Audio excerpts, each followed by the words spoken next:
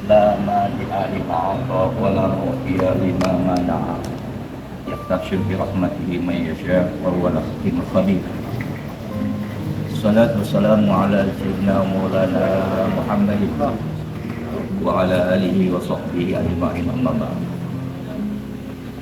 قال الله تعالى في القرآن الكريم أعوذ بالله من الشيطان الرجيم ويسألونك عن اليتامى قل إصلاح لهم خير وقال النبي صلى الله عليه وسلم أنا وكافل اليتيم في الجنة وعشر الشباب والوسطى وفرج بينهما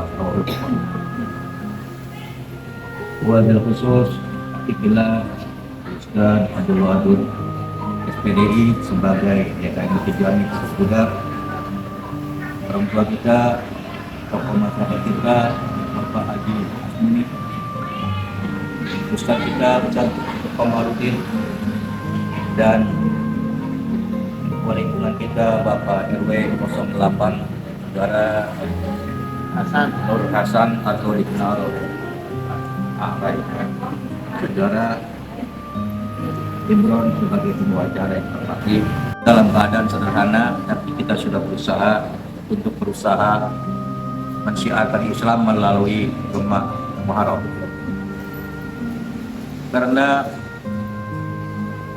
ketika di zaman jahiliyah itu anak-anak yatim kaya rumahnya bagus-bagus, kebunnya luas-luas, kemudian mereka diperlakukan semena-mena. Di zaman itu anak yatimnya kadang-kadang diusir, dadanya kadang-kadang diperlakukan tidak enak di zaman jahiliyah. Maka ketika Nabi Muhammad SAW diutus ke alam dunia ini untuk menyampaikan akhlak, maka hal itu dapat diatasinya.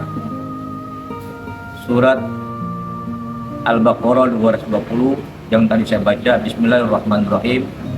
Wa yas'alunaka 'anil yatama. Mereka akan bertanya kepada Muhammad tentang anak-anak yatim. Qul islahul lahum khair. Katakan mengasuh mereka itu adalah perbuatan terbaik. Ini asbab nuzul ayat ini adalah Abdullah bin Ruwaha, Sabit bin Rifa'ah adalah tokoh-tokoh zaman jahiliyah termasuk Islam kan. Kemudian dia punya anak yatim banyak, ngurus yatim banyak, ratusan dulu zaman jahiliyah. Jadi orang-orang jahiliyah yang kemudian masuk Islam, kemudian dia punya mengasuh, mendidik, membesarkan yatim banyak RW. Ratusan. Nah, ketika turun ayat ini, mereka bertanya, ya Rasulullah, saya nggak berani sekarang ini ketika ini turun ayat ngurus yatim.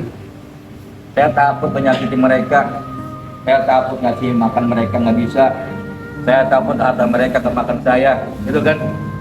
Tuh, langsung turun ayat. Bayas alunaka anil yatama. Mereka nanti akan bertanya kepada Muhammad tentang yatim. Katakan mengurusnya baik. Nah, kalau bahasa saya, hai Abdullah bin Ruwaha, kalau ente nggak ngurus yatim, siapa yang ngurus? Ya kan? Kalau kita ini kecil nih, kalau bukan kita siapa yang ngurus itu kan? Nanti kalau yatim diterlantarkan, ada orang-orang kaya, duitnya banyak miliaran, dia urus banyak yatim, tapi jangan syarat, jangan Islam dia. Jangan syarat, jangan Islam. Dikurtankan, dikristenkan, gimana? Makanya Islam mengajarkan supaya anak yatim ini diperhatikan, walaupun bagian kita yang penting kita sudah memperhatikan. Siapa yang mereka yang perhatikan? Ya kita Wadud, Imron, masuk diantaranya PRW apalagi, David, Muni, Tetoma, dan lain-lainnya yang berkecimpung di dalam masalah menangani yatim, walaupun kecil, walaupun hanya pikiran, walaupun hanya pendapat, walaupun hanya kita ngumpulin, itu termasuk orang-orang yang dikategorikan ana wa kafilul yatim fil jannah. Saya nanti bersama orang-orang yang ngurus yatim di surga. Wa asyara, Nabi nunjuk nih. Bisabah bahwa lusto begini. Wa paroja, nah di renggangan.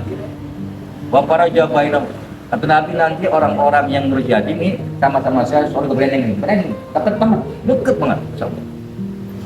Nah, akhirnya Abdullah bin Ruwaha, Sabit bin Rifa'ah, lalu dia ngurus lagi yatim. Jadi nggak boleh.